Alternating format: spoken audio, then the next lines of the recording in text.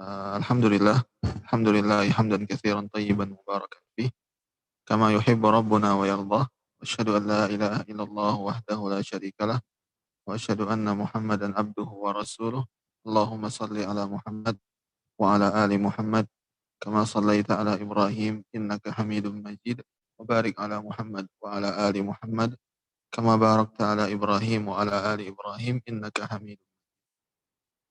Amma ba'du, teman-teman sekalian, pada pertemuan yang lalu kita sempat sedikit menyisakan beberapa ayat yang dibawakan oleh Syekh Muhammad bin Abdul Wahhab rahimahullahu taala tentang bagaimana Allah Subhanahu wa taala memperkenalkan dirinya kepada kita, memperkenalkan uluhiyahnya, memperkenalkan keberhakannya akan ibadah.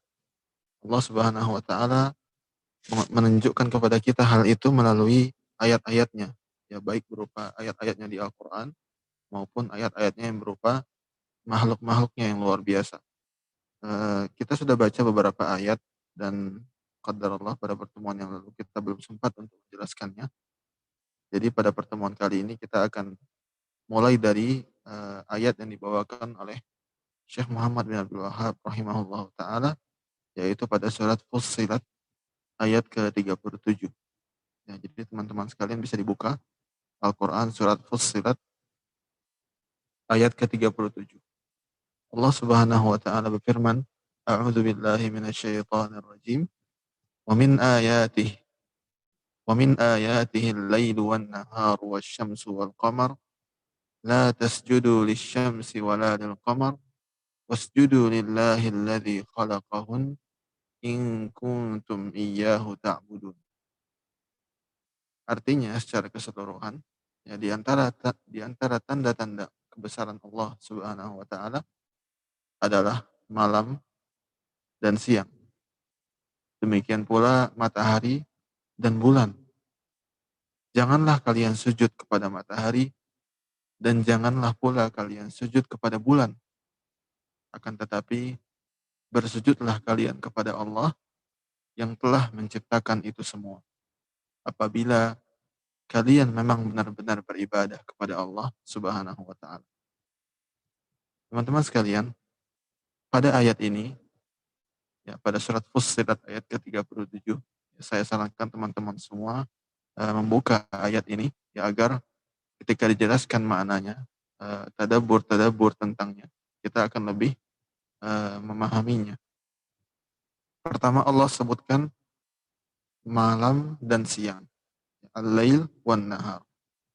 Yang dimaksud dengan malam dan siang adalah segala sesuatu tentang malam dan siang. Ya, baik itu manfaat-manfaatnya, kemudian silih bergantinya, ya, bagaimana setiap harinya malam dan siang datang secara teratur. Ya, kemudian bagaimana terkadang malam lebih panjang daripada siang di sebagian daerah yang memiliki musim dingin dan musim panas. Ya, semua tentangnya termasuk dari pertanda Allah Subhanahu wa taala, pertanda kebesaran Allah Subhanahu wa taala. Kemudian yang selanjutnya adalah matahari dan bulan. Ya, bagaimana manfaat matahari dan bulan? Ya, bagaimana Allah meletakkan matahari dan bulan tepat pada tempatnya, ya tidak lebih dekat, tidak lebih jauh dari bumi. Ya, bagaimana Allah Subhanahu wa taala menjadikan sinar matahari yang sampai kepada kita sesuai dengan kebutuhan kita dan sesuai dengan kemampuan tubuh kita, ya sehingga tidak membinasakan kita, ya tidak pula membuat kita eee, apa namanya, eee, tidak bisa mengambil manfaat darinya.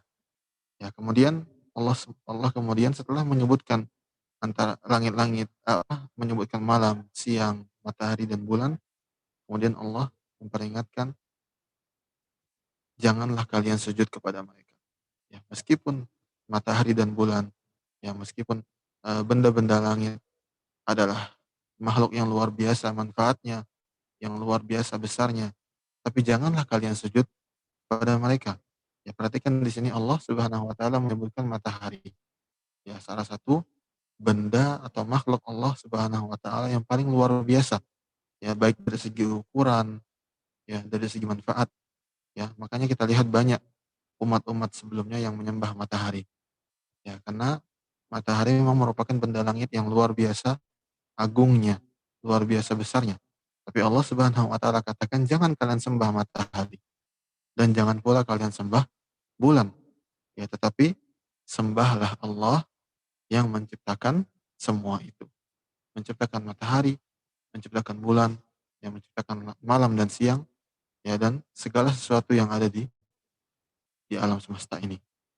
Ya, dalam sebuah hadis, ya, Rasulullah Shallallahu alaihi wasallam ya eh, menyebutkan betapa agungnya sujud ini. Ya, perhatikan, banyak jenis ibadah, tetapi Allah memilih sujud yang disebutkan dalam ayat ini.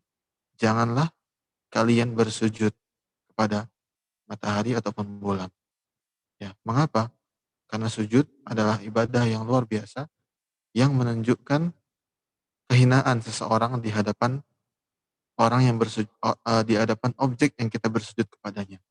Nah, oleh karenanya dalam sebuah hadis Rasulullah SAW mengisahkan bahwasanya di hari kiamat kelak, ya, dalam sebuah hadis riwayat Imam Bukhari, ya, eh, Rasulullah SAW menyebutkan fayasjudu lahu kullu mu'minin. Ya, di hari kiamat nanti, ya, ketika Allah menampakkan dirinya kepada hamba-hambanya, ya, maka Rasulullah mengatakan fayasjudu lahu kullu mu'min. Setiap orang yang beriman akan seketika, ya, ketika melihat Allah Subhanahu wa taala, mereka akan langsung bersujud kepada Allah. Akan tetapi wa yabqa man kana yasjudu lillahi riya'an wa sum'atan. Ya, tersisalah ketika itu orang-orang yang selama di dunia mereka bersujud kepada Allah dalam rangka riya dan sum'ah. Ya, jadi di hari kiamat kelak ketika Allah hendak menampakkan dirinya, Allah akan memilih dulu antara orang yang muslim dengan orang yang kafir. Orang yang kafir akan dimasukkan ke dalam neraka. Akan diperintahkan untuk mencari sesembahan-sesembahan mereka selama di dunia. Ya, ada yang menyembah patung, maka disuruh mencari patung tersebut.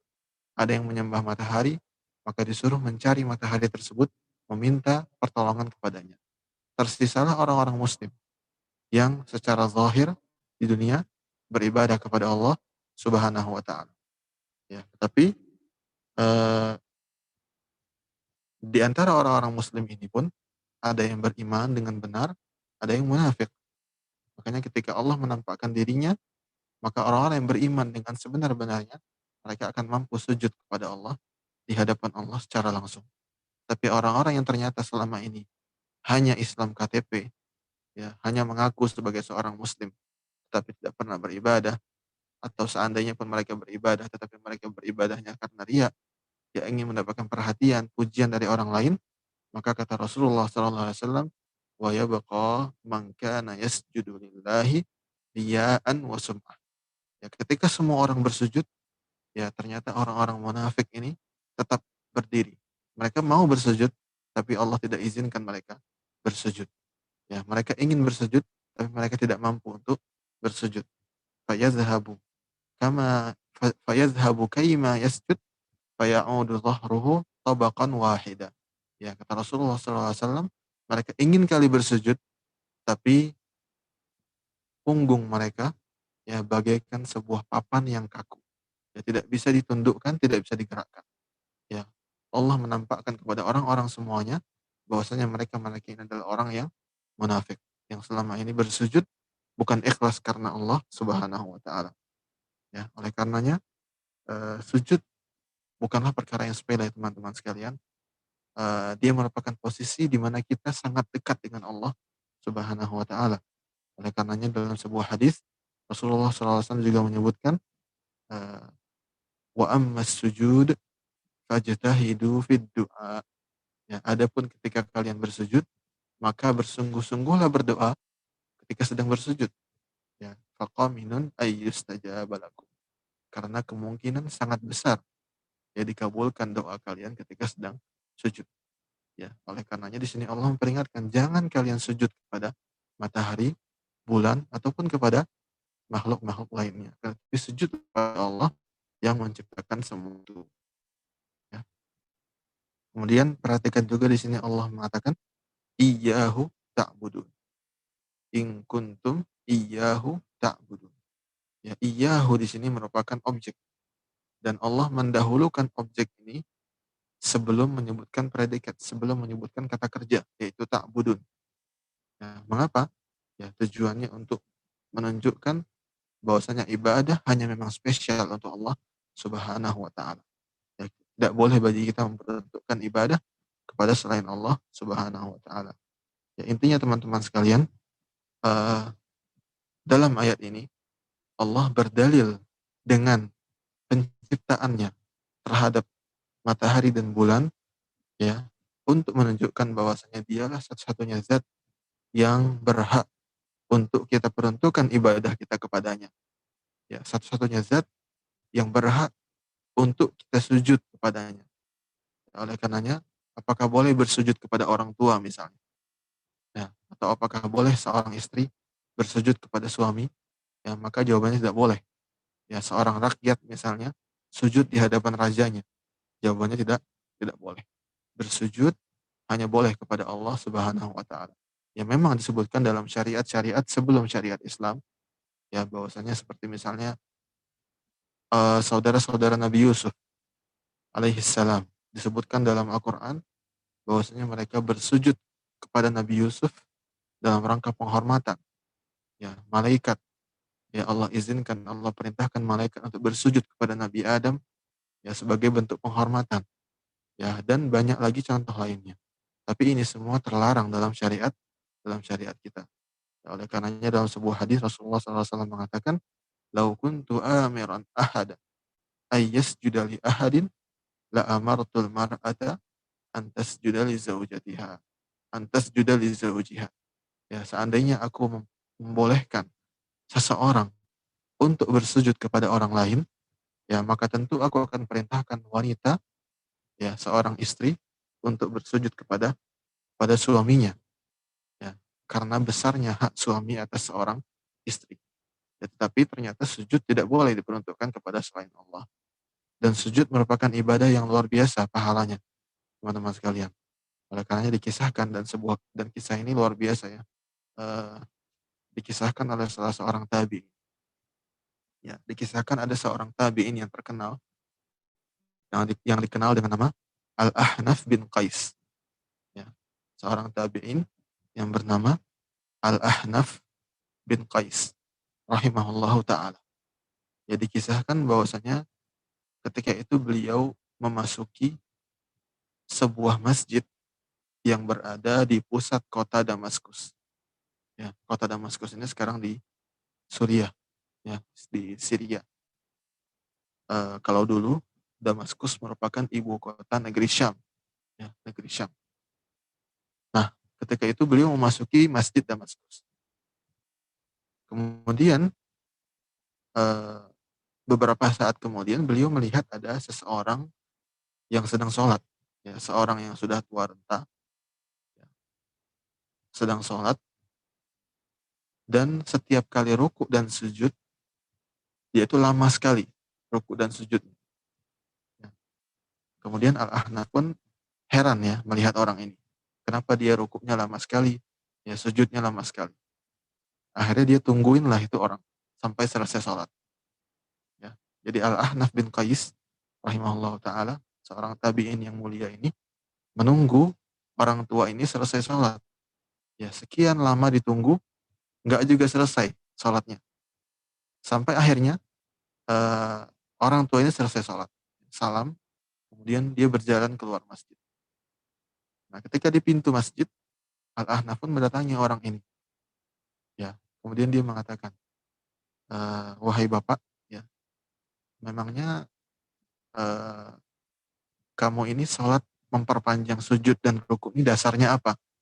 Ya, maksudnya kenapa sholat sujudnya terlalu panjang seperti ini? Ya, emangnya itu tidak mengganggu konsentrasimu, kata Al-Ahnaf. Apakah kamu masih ingat berapa rakaat kamu sholat? Ya, karena saking panjangnya sujudnya, jadi Al-Ahnaf khawatir sampai-sampai dia lupa dia sudah sholat berapa rakaat. Baru kata orang tua ini, eee, "Illam adri fa innallaha yadri." Kata orang tua ini, "Seandainya pun aku tidak tahu berapa rakaat yang aku telah sholat, pastilah Allah mengetahuinya," kata orang ini. "Aku telah mendengar kekasihku, yaitu Rasulullah SAW berkata." Ya, jadi dia hendak menjelaskan kenapa dia sholat panjang dan ternyata dia ini seorang sahabat. Ya, karena dia mendengar langsung wejangan dari Rasul SAW. Ya, Al-Ahnaf pun kaget. Ya, beliau kira orang tua ini bukan siapa-siapa. Ya, orang-orang tua biasa di Damaskus. Ternyata beliau ini seorang sahabat yang pernah mendengar langsung hadis Nabi SAW. Nah, ketika orang tua ini mengatakan, aku mendengar kekasihku SAW bersabda, ya dia menangis terlebih dahulu. Ya, karena teringat akan Rasulullah SAW. Dan ini biasa. Ya, para sahabat biasanya ketika mereka menyebut Rasulullah SAW, ya mereka tidak sanggup melanjutkan apa yang mereka ucapkan sebelum menangis terlebih dahulu. Ya, karena besarnya kerinduan mereka dan kecintaan mereka kepada Rasul Shallallahu Alaihi Wasallam. Ya, besarnya kerinduan dan kecintaan mereka kepada Rasulullah Shallallahu Alaihi Wasallam. Ya, jadi uh, dia beberapa saat sesenggukan yang menangis orang tua ini, sampai kemudian dia berhasil mengalahkan tangisnya kemudian mengatakan, aku mendengar Rasulullah Shallallahu Alaihi Wasallam bersabda, ma min abdin yasjudu lillahi sajdatan illa rafa'allahu lahu biha darajah wa hatta anhu biha sayyi'ah. Ya, ketika sudah selesai dia menangis, dia mengatakan, aku mendengar Rasulullah Shallallahu Alaihi Wasallam bersabda, ya, tidaklah seorang hamba itu bersujud kecuali dengan sujud tersebut Allah pasti angkat derajatnya sebanyak 1 derajat dan Allah akan hapuskan kesalahannya sebanyak 1 kesalahan. Ya, Baro al-Ahnaf, ya tabi'in pun mengatakan, siapa engkau? Semoga Allah merahmatimu. Baru kata sahabat ini, ana Abu Dzar, sahibu Rasulullah sallallahu alaihi wasallam. Ya, aku adalah Abu Dzar, ya sahabat Rasulullah sallallahu alaihi wasallam. Jadi ternyata orang tua yang salat lama-lama sujudnya tadi adalah Abu Dzar, ya, Jundub bin Junadah, Abu Dzar radhiyallahu taala anhu. Ya, beliau menyampaikan kepada kita akan besarnya pahala sujud di sisi Allah Subhanahu wa taala. Baiklah teman-teman sekalian, kita akan lanjut ke ayat selanjutnya. Ayat kedua yang dibawakan oleh Syekh Muhammad bin Abdul Wahab rahimahullahu taala, yaitu dalam surat Al-A'raf ayat ke-54. Nah, teman-teman juga bisa dibuka ya ini agar kalau ayatnya ada di hadapan kita, ya kita akan semakin sempurna tadabburnya insyaallah. Uh, Surat Al-A'raf ayat ke-54. Allah Subhanahu wa taala berfirman, A'udzu billahi minasyaitonir rajim. Inna rabbakumullahu alladzi khalaqas samawati wal arda fi 6 ayyam thumma istawa 'alal 'arsy yughshil laila an-nahar yatlubuhu hasisa wasyamsa wal qamara wan nujuma musakhkharatin bi amrih ala lahul khalqu wal amr tabarakallahu rabbul alamin. Surat Al-A'raf ayat ke-54. Allah Subhanahu wa taala berfirman, Inna rabbakumullahu alladzi khalaqas samawati wal arda fi 6 ayyam. Ya, sesungguhnya Allah, Tuhan kalianlah yang menciptakan langit-langit dan bumi pada jangka waktu 6 hari. Ya. Jadi teman-teman sekalian, dalam beberapa ayat Allah Subhanahu wa taala menyatakan kepada kita bahwasanya Allah menuntaskan penciptaan langit dan bumi pada jangka waktu 6 hari. Ya, pertanyaannya, dimulai pada hari apa penciptaan ini? Ya. Apakah ada ilmunya sampai kepada kita? Apakah Rasulullah SAW pernah mengabarkan kepada kita di hari apa Allah memulai penciptaan? Ya, jawabannya iya. Ya, jawabannya Rasulullah SAW mengabarkan kepada kita bahwasanya Allah memulai penciptaan ini pada hari Ahad. Ya, jadi hari pertama, ya, di mana Allah Subhanahu wa taala memulai penciptaan langit dan bumi adalah pada hari Ahad, ya, pada hari Ahad. Eee, Kemudian Allah Subhanahu wa taala menyebutkan bahwasanya setelah Allah menciptakan langit dan bumi, Allah tsumma stawa 'alal arsy. Kemudian Allah beristiwa di atas arsy, ya, bersemayam di atas arsy, ya. Sekarang apa yang dimaksud dengan arsy? Ya, teman-teman sekalian, arsy, ya, adalah singgasana kerajaan Allah Subhanahu wa taala. Allah menciptakannya, ya, menciptakan arsy, ya, sebagai singgasana bagi dirinya, ya. Dan arsy ini memiliki beberapa pilar yang menopangnya, ya, beberapa pilar yang menopangnya, ya, sebagaimana disebutkan dalam sebuah hadis bahwasanya nanti di hari kiamat, ya, ketika semua manusia diwafatkan oleh Allah kemudian dibangkitkan kembali, orang yang pertama kali bangun adalah siapa? Adalah Nabi Muhammad SAW. Ya, Nabi Muhammad bangun dari wafatnya beliau, kemudian tiba-tiba beliau melihat Nabi Musa sedang berpegangan di salah satu pilar arsy. Ya, jadi di sini Rasulullah SAW menyatakan bahwasanya arsy memiliki beberapa pilar yang menopang. Kemudian fakta lainnya tentang arsy adalah bahwasanya arsy merupakan makhluk Allah yang paling besar, ya, dan yang paling tinggi. Jadi kalau ditanya apa makhluk Allah yang paling besar ukurannya dan yang paling tinggi letaknya, maka jawabannya adalah arsy. Arsy-nya Allah Subhanahu wa taala. Oleh karena dalam sebuah hadis, ya, Rasulullah SAW bersabda, "Idza sa'altumullaha fas'aluhul firdaus, fa innahu wasatul jannah wa a'lal jannah wa fawqahu arsyur rahman." Ya, kata Rasulullah SAW, apabila kalian hendak meminta sesuatu kepada Allah, maka mintalah surga Firdaus. Mintalah surga Firdaus. Kenapa? Ya, karena surga Firdaus adalah surga yang terbaik dan surga yang tertinggi.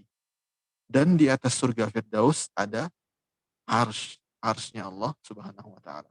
Jadi surga Firdaus itu surga yang paling tinggi dan di atas surga Firdaus masih ada arsy-nya Allah Subhanahu wa taala. Ini menunjukkan bahwasanya makhluk yang paling tinggi adalah arsy-nya Allah Subhanahu wa taala, ya. Kemudian Allah Subhanahu wa taala melanjutkan, yughshil lailan nahar yatlubuhu hasisa. Allah mengatakan bahwasanya Allah lah yang menyelimuti malam, menyelimuti siang dengan malam dan malam dengan siang. Maksudnya adalah Allah lah yang mengatur, ya, silih bergantinya siang dan malam, ya. Kemudian Allah mengatakan yatlubuhu hasisa. Allah menurutkannya dengan cepat. Ya, maksudnya tidak ada keterlambatan. Ya, ketika siang sudah habis waktunya, maka malam langsung tiba. Ya, ketika malam sudah habis waktunya, siang langsung tiba. Tidak ada jeda di antaranya. Ya, dan tidak pernah ada keterlambatan di antara, ya, kedatangan dan silih bergantinya siang dan malam. Ya, teman-teman sekalian, ini menunjukkan kebesaran Allah Subhanahu wa taala. Kita sudah baca ayat pada surat Al-Qasas pada pertemuan sebelumnya, ya, bagaimana Allah mengancam orang-orang Quraisy ketika itu, ya, untuk menjadikan waktu mereka seluruhnya siang atau waktu mereka seluruhnya malam.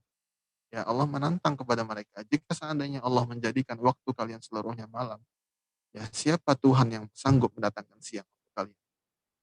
Ya, seandainya Allah menjadikan waktu kalian seluruhnya siang, siapa Tuhan yang sanggup mendatangkan malam untuk kalian? Kemudian Allah mengatakan, eee, "Wasyamsa wal qamara wan nujuma musakhkharatin bi amrih." Matahari, bulan, dan bintang-bintang semuanya tunduk teratur di atas atau di bawah perintah Allah Subhanahu wa taala. Nah, teman-teman sekalian, di sini Allah kembali menyebutkan tanda-tanda kekuasaannya untuk menetapkan uluhiyahnya, menetapkan keberhakan Allah untuk diibadahi, yaitu malam, siang, matahari, bulan, dan bintang-bintang. Ya, kita bisa buka surat Ibrahim ayat ke-32 sampai 34. Ya, ada surat lainnya yang senada dengan surat Al-A'raf ayat ke-54 ini. Ya, kita bisa buka surat Ibrahim ayat ke-32 sampai 34. Ya. Allah Subhanahu wa taala berfirman, "A'udzubillahi minasyaitonirrajim. Allahul ladzi khalaqas samawati wal ard wa anzala minas samaa'i maa'a fa akhraja bihi minas thamarati rizqan lakum wa sakhkhara lakumul fulka litajriya fil bahri bi amrihi wa sakhkhara lakumul anhar wa sakhkhara lakumus syamsa wal qamara da'ibain wa sakhkhara lakumul laila wan nahar wa ataakum min kulli ma sa'altum wa in ta'uddu ni'matallahi la tuhsuha innal insana ladzalumun kafar." Ya, perhatikan bahwasanya Allah Subhanahu wa taala berfirman, ya, Allahul ladzi khalaqas samawati wal ard. Allah lah yang menciptakan langit-langit dan bumi. Wa anzala minas samaa'i ma'. Dan Allah lah yang menurunkan dari langit itu air hujan. Ya, fa akhraja bihi minas thamarati rizqan lakum. Kemudian Allah mengeluarkan, ya, dengan air hujan ini yang menumbuhkan, ya, berbagai buah-buahan, tanaman-tanaman, sayur-sayuran sebagai rezeki untuk kalian, ya. Wasakhkhara lakumul fulka litajriya fil bahri bi amri. Dan Allah Subhanahu wa taala memudahkan, ya, perahu-perahu dan kapal-kapal itu bisa berlayar di atas laut, ya, atas perintahnya untuk kalian, ya. Wasakhkhara lakumul anhar. Dan Allah pula lah yang menundukkan sungai-sungai itu untuk kalian. Wasakhkhara lakumus syamsa wal qamara da'ibain. Dan Allah pula lah yang telah menundukkan matahari dan bulan, ya, silih berganti untuk kalian.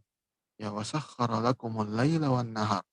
Dan Allah pula lah yang telah mengatur siang dan malam untuk kalian. Wa ataakum min kulli ma sa'altumuh. Dan Allah Subhanahu wa taala telah memberikan kepada kalian apapun yang kalian minta, apapun yang kalian butuhkan. Wa in ta'uddu ni'matallahi la tuhsuha. Ya, seandainya kalian ingin atau hendak menghitung nikmat Allah, maka kalian tidak akan mampu menghitungnya. Innal insana lazalumun kafar. Akan tetapi sayangnya, ya, manusia itu banyak yang zalim dan banyak yang ingkar. Ya, teman-teman sekalian, terkait ayat ini, ya, surat Ibrahim ayat ke-32 sampai ke-34, ya, ada sebuah eh, poin tadabbur yang penting untuk kita ketahui, ya. Bahwasanya setelah Allah menyebutkan nikmat-nikmatnya, ya, berupa langit, bumi, kemudian air hujan, berbagai hal yang Allah tumbuhkan dengan air hujan, ya, sebagai kenikmatan bagi kita, ya, dan juga untuk binatang-binatang ternak.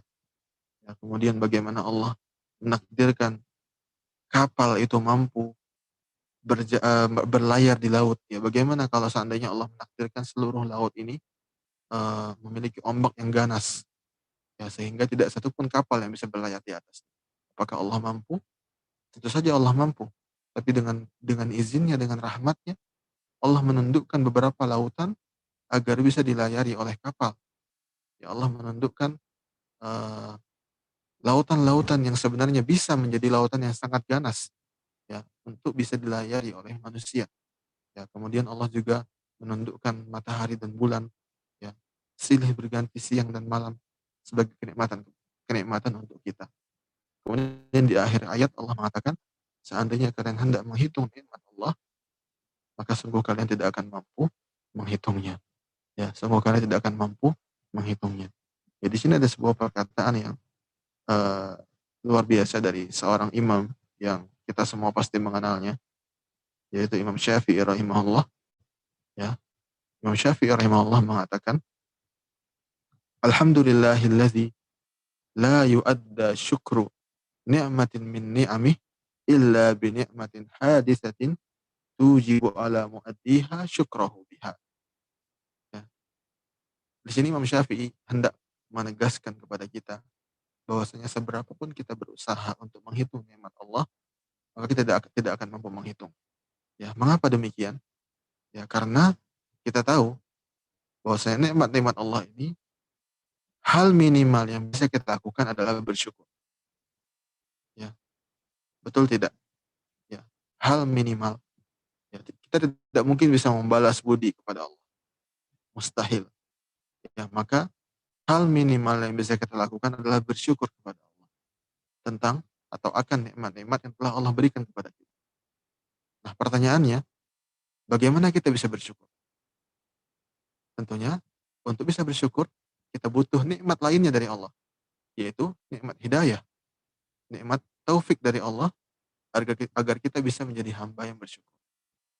Nah, Imam Syafi'i rahimahullah mengatakan, segala puji bagi Allah yang segala nikmatnya tidak bisa disyukuri kecuali dengan tambahan nikmat darinya.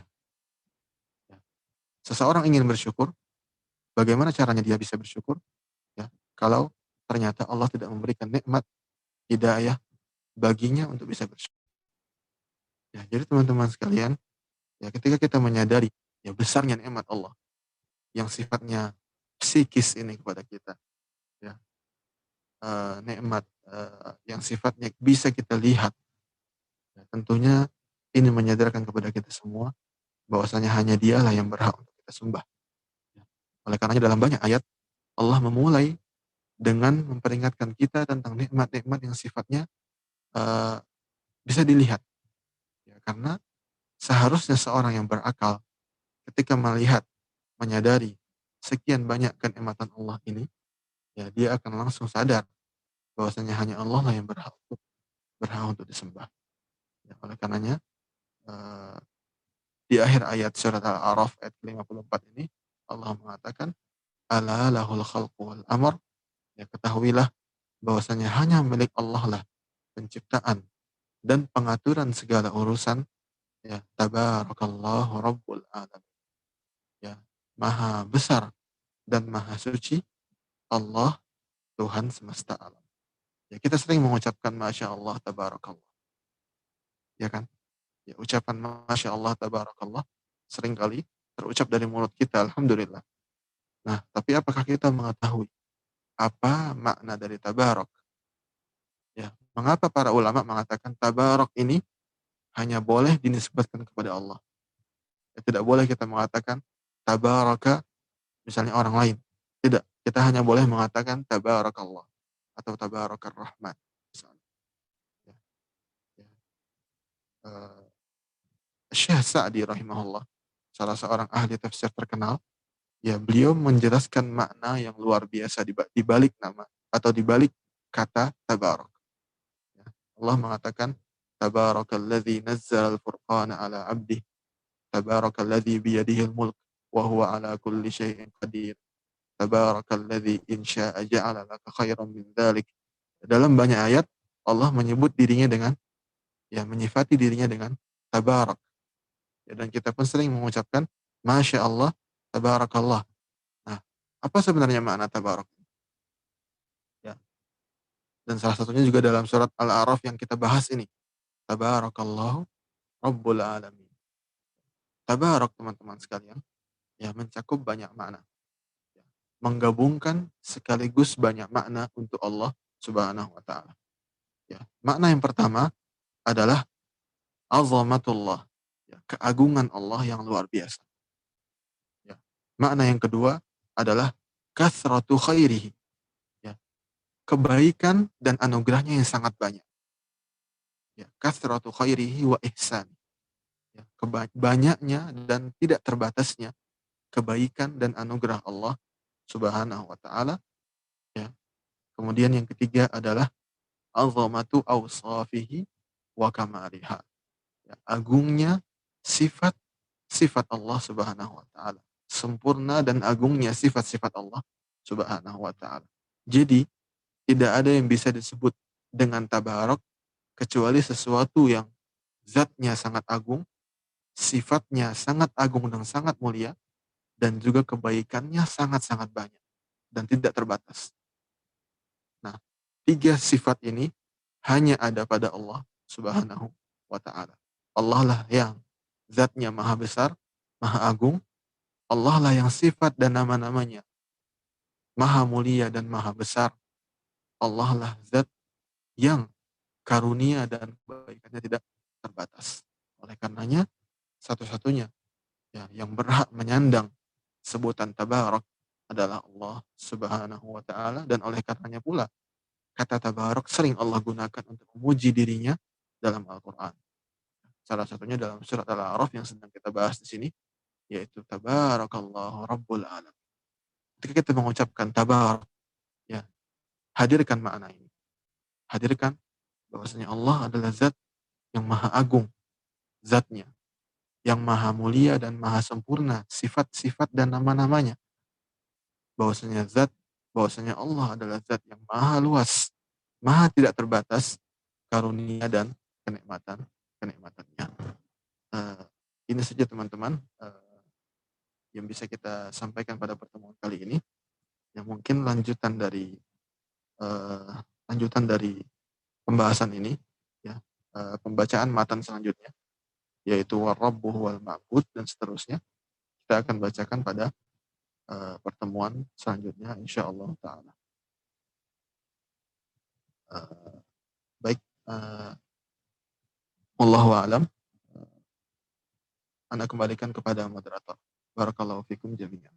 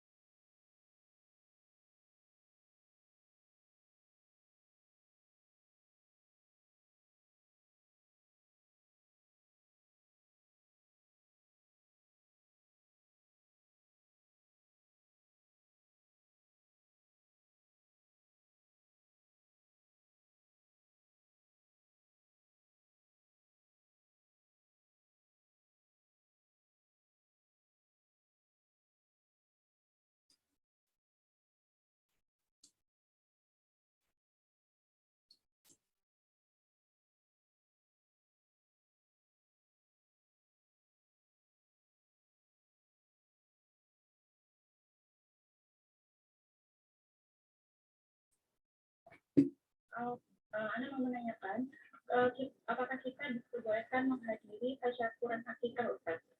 Itu aja pertanyaannya. Assalamualaikum, jazakumullah khairan.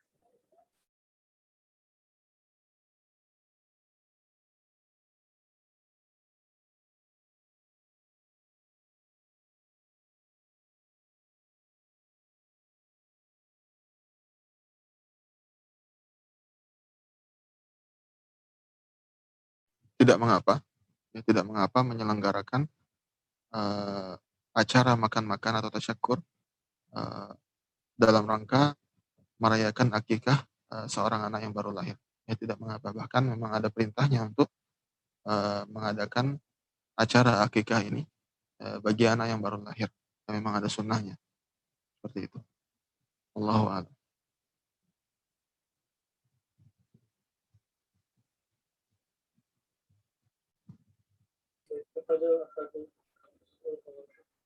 Masya Allah. Assalamualaikum warahmatullahi wabarakatuh, Ustadz. Semoga Ustadz selalu dalam lindungan Allah, dan semoga orang-orang yang Ustadz sayangi dan Ustadz cintai juga selalu dalam lindungan Allah. Dan doa beserta salam juga semoga diberikan kepada pengarang kitab dan juga pada seluruh umat muslim di seluruh dunia. Ustadz, Ana cuma bertanya satu hal aja. Tadi Ana ketika mencatat, Ana lupa di makna tabarok yang ketiga, Ustadz, tentang sempurna dan agungnya sifat Allah. Tadi bahasa Arabnya apa ya, Ustadz? Itu saja pertanyaan Ana. Tabarakallah fiik. Assalamualaikum warahmatullahi wabarakatuh. Waalaikumsalam warahmatullahi wabarakatuh. Sebagai tambahan saja untuk jawaban yang pertanyaan pertama tadi, Agung mohon di mute dulu di Clubhouse-nya. Baik. Jadi akikah itu selain bisa diadakan walimah, juga bisa dibagikan dengan banyak cara lainnya disebutkan oleh para ulama. Ya. Tadi cara pertama kita sembelih, kemudian kita masak sendiri, kemudian kita undang teman-teman kita untuk menghadiri acara tasyakuran akikah tersebut. Kemudian cara yang lainnya juga misalnya kita bagikan dalam bentuk daging mentah misalnya. Ya, kita seperti membagikan daging kurban. Ya, setelah kita sembelih, kemudian kita bagi dalam beberapa kantong, ya kemudian kita bagikan kepada tetangga-tetangga atau teman-teman kita. Ya, kemudian cara yang ketiga bisa kita setelah kita sembelih kita masak, kita bagikan dalam bentuk makanan yang sudah matang pada teman-teman atau tetangga-tetangga kita. Ya, jadi selain dijadikan dalam bentuk tasyakuran atau acara seperti walimah seperti itu, ya kita bisa juga bagikan dalam bentuk yang lain. Dan ini hukumnya semuanya boleh. Ya, hukumnya semuanya diperbolehkan. Kemudian pertanyaannya Pak Agung tadi, bahasa Arabnya yang ketiga adalah azamatu wasfihi wa kamaliha. Azamatu wasfihi wa kamaliha. Wasf artinya sifat. Ya, azamah artinya keagungan, kamal artinya kesempurnaan. Jadi keagungan dan kesempurnaan sifat-sifat Allah Subhanahu wa taala. Azamatu wasfihi wa kamaliha. Sudah jelas ini Pak Agung? Insya Allah jelas Ustaz. Alhamdulillah. Jazakallah khair Ustaz. Wa jazakallah khair. Barakallahu fiik. Baik, teman-teman yang lain mungkin ada yang mau bertanya langsung kepada Ustadz, silakan. Mumpung masih ada sedikit waktu dan kesempatan sehingga kita bisa lebih mendalami dan juga mendapatkan lebihnya faedah pada kesempatan kali ini. Mari sama-sama kita gunakan kesempatan ini untuk bisa mendulang banyak kebaikan. Silakan kalau ada yang mau bertanya, mungkin sebelum dari teman-teman Ana izin Ustadz, tadi Ana ada sedikit pertanyaan, sebentar Ana buka dulu.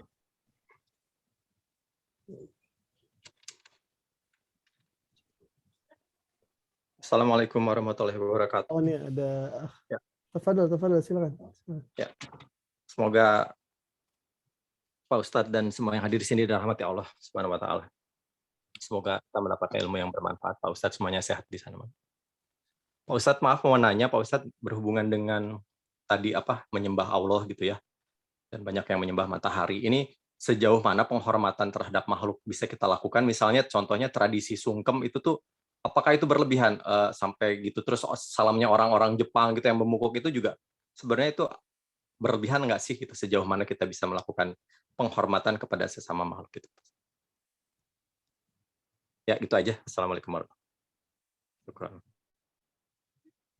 Baik, ini pertanyaannya terdengar di Clubhouse nggak Pak Rama? Mungkin Afan kalau bisa diulang dikit. Boleh mungkin diulang pertanyaannya Pak Agung atau Pak Rama?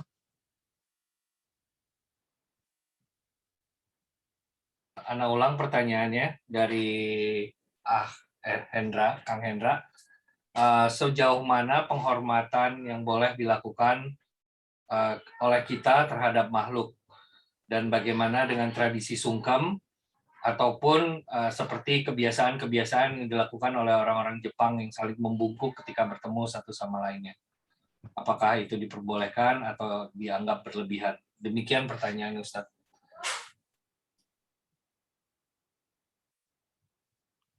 Baik, teman-teman sekalian, Waalaikumsalam warahmatullahi kepada Akh Hendra dan juga semoga baik. Waalaikumsalam warahmatullahi wabarakatuh. Terkait dengan hal ini, teman-teman sekalian, ada sebuah hadis yang diriwayatkan oleh Al-Imam At-Tirmidzi rahimahullah, ya, dan juga Al-Imam Ibnu Majah Dan hadis ini dihasankan dan dinyatakan hasan oleh Imam Tirmidzi dan juga Syekh Albani rahimahullah. Eh, Suatu ketika Rasulullah SAW pernah ditanya. Ya. Bunyi pertanyaannya begini, seperti disebutkan dalam hadis. Ya, ar-rajulu yalqa akhahu aw sadiqahu ayanhani lahu. Ya.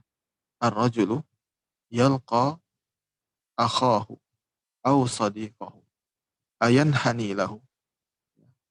Jika ada seseorang yang bertemu dengan temannya atau dengan saudaranya, apakah boleh baginya untuk menunduk?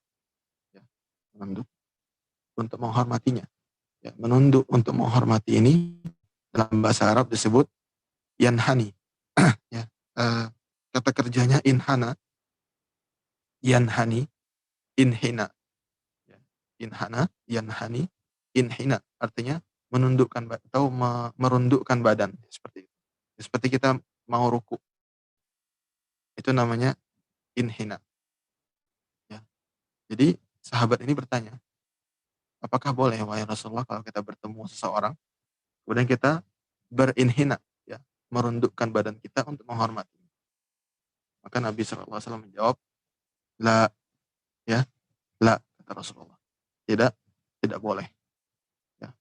Syekhul Islam rahimahullah pernah juga ditanya tentang hal ini, ya, tentang mengucapkan salam sembari menundukkan badan. Ya. Mengucapkan salam atau berjabat tangan sambil menundukkan badan, atau seperti salamnya orang Jepang, ya, seperti yang disebutkan oleh oleh Bapak tadi, Pak Hendra tadi. Ya, beliau mengatakan hukum inhina ketika memberikan salam penghormatan adalah terlarang. Ya, hukumnya terlarang. Kemudian beliau membawakan hadis yang tadi dibawakan oleh Imam Tirmidzi. Ya, ketika Rasulullah ditanya apakah boleh seseorang ketika bertemu orang lainnya kemudian menundukkan diri, jawabannya tidak boleh. Ya. Terlebih lagi ruku ataupun sujud, ini lebih parah lagi. Ya, sedangkan inhina saja tidak boleh, ya, apalagi sujud, apalagi bersujud. Tadi saya sudah katakan bahwasanya bersujud, ya, meskipun kepada orang tua hukumnya haram. Ya, bersujud meskipun itu kepada orang tua hukumnya haram, teman-teman sekalian. Jadi berbakti kepada orang tua dan menghormati orang tua, ya, bukan dengan cara yang menyelisihi, ya, syariat. Ya, banyak cara lainnya untuk menghormati orang tua, ya, selain dengan bersujud di kaki keduanya. Ya. Tadi saya sudah katakan juga bahwasanya Nabi Yusuf pernah sujud kepada orang tuanya untuk menghormati. Demikian pula sebaliknya, ya, saudara-saudara Nabi Yusuf pernah sujud kepada Nabi Yusuf untuk menghormati. Ya, tapi ini sudah dihapus kebolehannya dalam syariat kita. Dalam syariat kita secara mutlak tidak boleh sujud kepada siapapun selain Allah Subhanahu wa taala. Ya, jadi menunduk, ya, seperti salamnya orang Jepang, atau ketika kita salam kepada ustadz atau kepada kiai sambil menundukkan diri, ya, menunjukkan ketundukan seperti itu, ya, itu tidak diperbolehkan dan hukumnya haram. Ya, oleh karenanya kalau kita bersama masyayikh yang tentunya mereka masyayikh yang tahu masalah tauhid, ya, ketika kita salam sambil menundukkan diri, beliau pasti akan mengangkat kepala kita. Ya, jangan nunduk, ya, seperti itu. Jangan menunduk. Ya, adapun tradisi sungkem, ya, ini wallahu alam, ya, sebaiknya jangan sampai menundukkan diri. Ya, cukup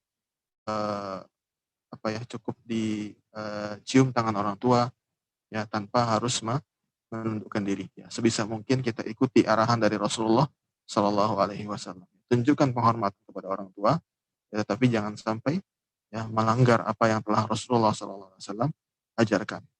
Ya, oleh karenanya Syekh Saleh Al-Utsaimin, ya, rahimahullah, pernah ditanya, ya, bunyi pertanyaannya seperti ini. Ya, sebagian manusia, ba'dun nas, indama yuqabilu ahadan akbar minhu manzilatan aw rutbatan, fa innahu yakhda'u lahu wa yuta'ti'u ra'sahu. Ya. Syekh Utsaimin rahimahullah pernah ditanya, ya, wahai Syekh, ya, kita lihat sebagian orang ketika bertemu dengan orang yang lebih tua darinya atau lebih tinggi kedudukannya, ya, misalnya bertemu presiden, ya, atau bertemu Pak Bupati, atau bertemu Pak Gubernur misalnya. Ya, kita lihat sebagian orang ketika bertemu dengan orang-orang seperti ini, ya, mereka menundukkan kepalanya. ya, menundukkan kepalanya, ya, seperti itu, hormat. Ya. Maka bagaimana pendapat Anda wahai Syekh? Ya, beliau mengatakan ra'yuna fihi annahu la yajuz. Ya, pendapat kami tentang hal ini adalah bahwasanya perbuatan semacam ini tidak diperbolehkan. Tidak diperbolehkan. Karena Nabi SAW yang melarangnya. Ya, maka tidak halal hukumnya. Haram hukumnya bagi seseorang untuk merendahkan tubuhnya, ya, di hadapan orang lain, ya, menundukkan punggungnya di hadapan orang lain, ya, kecuali kepada Allah Subhanahu wa taala, Tuhan semesta alam. Ya, adapun makhluk, siapapun makhluk tersebut, kata beliau, fala tuhanni zahraka lahu. Ya, jangan engkau tundukkan punggung kamu di hadapannya, ya. Jangan kamu tundukkan punggung kamu di hadapannya, apalagi bersujud di hadapannya, ya. Jadi teman-teman sekalian, tidak boleh bersujud atau merundukkan diri sebagai penghormatan kepada seseorang, ya. Makhluk apapun itu, ya, siapapun dia. Jadi usahakan penghormatan kita kepada orang tua, kepada orang-orang yang lebih tua dari kita, kepada orang-orang yang lebih terhormat dari kita, dengan cara-cara yang sesuai dengan ajaran syariat. Wallahu a'lam. Semoga bisa terjawab pertanyaannya. Barakallahu fiik. Syukran jazakallah khairan. Wa Baik, Ustaz. jazakallahu khair. Ini berikutnya dari Clubhouse, ada satu penanya, di Nandra. Tafadol akhi, silakan ditanyakan langsung kepada Ustadz.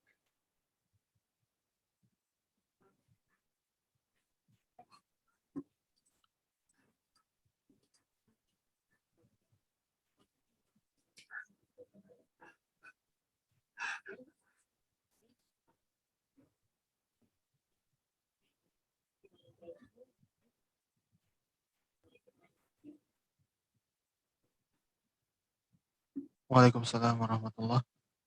Sujud setiap kali setelah selesai salam tidak ada dalilnya. Ya, tetapi mungkin saja seseorang itu bisa jadi setelah sholat dia sujud karena teringat akan nikmat, kemudian dia sujud syukur, misalnya. Nah, kita tidak bisa langsung menghukumi seseorang itu sujud sebagai ritual setelah sholat. Tapi kalau kita mengetahui bahwasanya orang ini meyakini adanya ritual sujud yang rutin dilakukan setiap selesai sholat, maka kita sampaikan kepada dia bahwasanya dalam beribadah, ya, kita harus melakukan apa yang pernah diajarkan kepada kita oleh Rasul Shallallahu Alaihi Wasallam.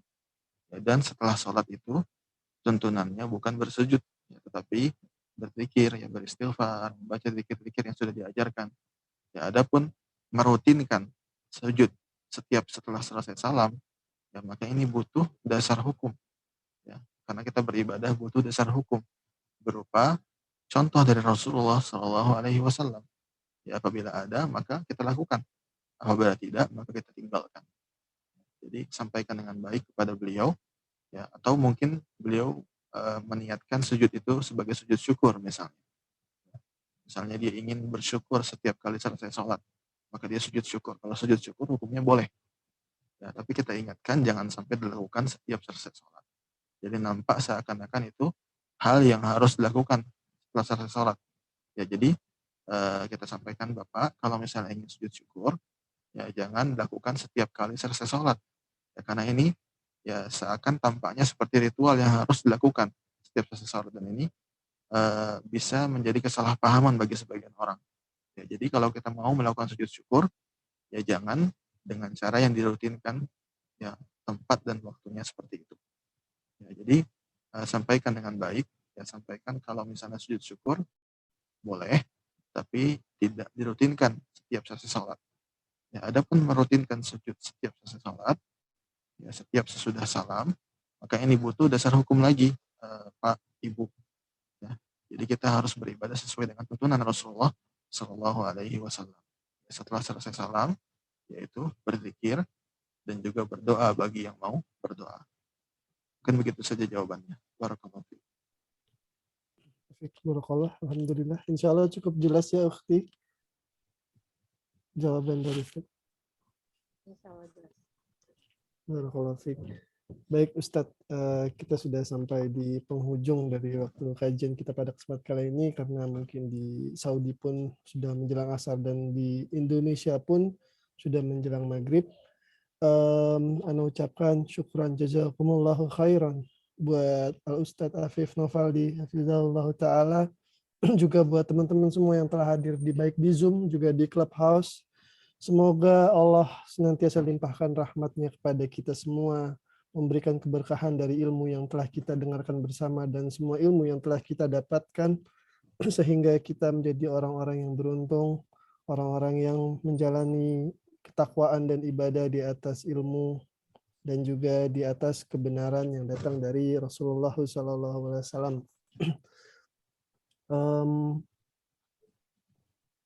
Mungkin insya Allah di pekan ke depan kita akan melanjutkan pembahasan dari kitab ini. Semoga Allah senantiasa mudahkan kita juga untuk berkumpul lagi di dalam majelis ini. Untuk dari sisi waktu, insya Allah juga akan lebih menyesuaikan dikarenakan ada perbedaan antara waktu di Indonesia dan juga di Madinah. Semoga juga bisa selalu sesuai sehingga kita bisa memanfaatkan semaksimal-maksimalnya untuk bisa menerima ilmu. Buat teman-teman yang sudah bertanya juga terima kasih karena atas pertanyaan teman-teman semua kita telah mendapatkan lebih banyak faedah lagi di kesempatan kali ini. Baik Ustadz, semoga Allah senantiasa menjaga Ustadz beserta keluarga dan orang-orang yang Ustadz cintai, memberkahi ilmu dan juga usia Ustadz, melancarkan segala urusan Ustadz di Madinah, studi Ustadz, sehingga banyak ilmu lagi yang bisa tersampaikan melalui Ustadz kepada kami semua di Indonesia kelak. Barakallahu Amin, fiikum amin. jami'an. Mungkin sebagai penutup juga Ustadz, mohon sekiranya sedikit intisari dari apa yang dibahas pada kesempatan kali ini atau pesan-pesan dari Ustadz. Falyatafadhal mashkura Ustadz.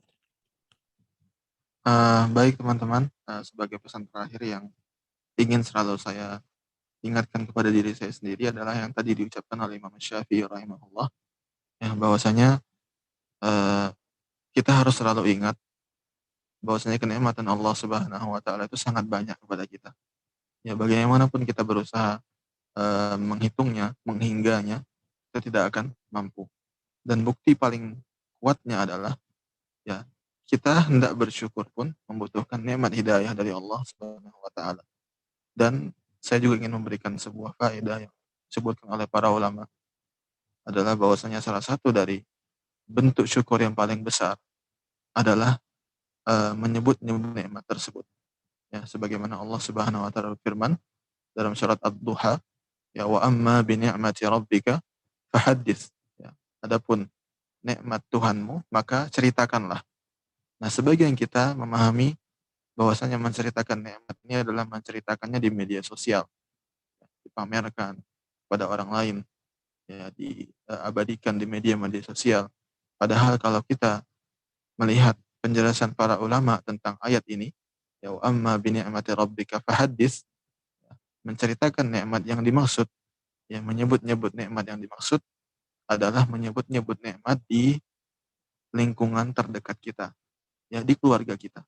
Ya, misalnya ketika kita sedang makan malam bersama di satu meja bersama istri, anak-anak, bersama suami, ya ingatkan bahwasanya makanan yang terhidang ini merupakan nikmat dari Allah Subhanahu wa taala. Ya, listrik yang menerangi kita merupakan nikmat dari Allah. Kesehatan yang masih kita miliki merupakan nikmat dari Allah. Ya, bukan malah fokus menceritakannya di media sosial. Jadi yang dimaksud dengan wa amma bi ni'mati rabbika fahaddits, dan yang juga merupakan bentuk syukur yang paling luar biasa adalah sering-sering menyebut nikmat tersebut di hadapan keluarga kita. Ya, dalam kondisi apapun. Ya, sedang berjalan bersama-sama di mobil misalnya. Ya, sedang berkumpul di ruang tamu atau berkumpul di ruang tengah misalnya di ruang keluarga. Ya, ingatkan nikmat-nikmat Allah yang sudah kita peroleh. Ya, kesehatan, harta, kemudahan. Ingatkan keluarga kita, istri kita, suami kita, anak-anak kita. Ingatkan mereka semua tentang nikmat Allah. Ya, ingatkan mereka. Ya, karena kalau kita tidak melakukan ini, ya khawatir Allah Subhanahu wa taala akan mencabutnya dari kita. Ya, jangan sampai kita menjadi ya hamba-hamba Allah yang zalim, lagi ingkar. Ya, sebagaimana dalam surat Ibrahim tadi, innal insana lazalumun kafar. Sayang sekali, ya manusia itu tabiatnya adalah zalim dan ingkar akan nikmat Allah Subhanahu wa taala. Ya, semoga Ya, oleh karenanya dalam sebuah hadis juga Rasulullah SAW mengajarkan bahwasanya setiap selesai sholat, ya salah satu doa yang diucapkan, yang diajarkan untuk diucapkan adalah Allahumma inni ala dzikrika wa syukrika wa husni ibadat. Ya Allah, bantulah aku untuk senantiasa mengingatmu, bersyukur kepadamu, dan beribadah dengan sebaik-baiknya kepadamu. Ya, mintalah kepada Allah untuk menjadi hamba yang bersyukur. Ya, dan ada sebuah kisah yang disebutkan oleh eh, para ulama di sini adalah kisahnya Nabi Daud ya, rahimahullah. Ya, ketika beliau bertanya kepada Allah, ya Allah, ya bagaimana cara aku bersyukur kepadamu? Kisah ini disebutkan dalam tafsir Ibnu Katsir ketika mentafsirkan surat Ibrahim tadi. Ya, Ibnu Katsir menyebutkan sebuah kisah tentang pertanyaan Nabi Daud alaihissalam kepada Allah, ya Allah, bagaimana bisa aku bersyukur kepadamu dengan baik, sementara untuk bersyukur pun aku membutuhkan nikmat hidayah darimu. Baru kata Allah Subhanahu wa taala, ya pengakuanmu ini wahai Daud sudah merupakan syukur yang tertinggi. Ya, ketika kita mengetahui kelemahan diri kita, kebutuhan kita akan hidayah dari Allah. Untuk bersyukur pun kita butuh hidayah dari Allah. Ya, kita sadari betapa lemahnya diri kita, betapa butuhnya kita kepada Allah. Inilah bentuk syukur yang paling tinggi, teman-teman sekalian. Ya, semoga Allah Subhanahu wa taala ya menjadikan kita sebagai hamba-hamba Allah yang bersyukur. Semoga Allah melanggengkan segala nikmat yang telah Allah berikan kepada kita dan menambahkannya untuk kita dan juga untuk orang-orang yang kita cintai. Innahu waliyyu dzalika wal qadiru alaih. Aqulu ma tasma'un. Subhanakallahumma bihamdika asyhadu an la ilaha illa anta astaghfiruka wa atubu ilaik. Kurang dan lebihnya saya mohon maaf. Semoga Allah mudahkan kita untuk mengambil manfaat dan mengamalkan apa yang telah kita pelajari. Assalamualaikum warahmatullahi wabarakatuh. Wajazakumullahu khairan.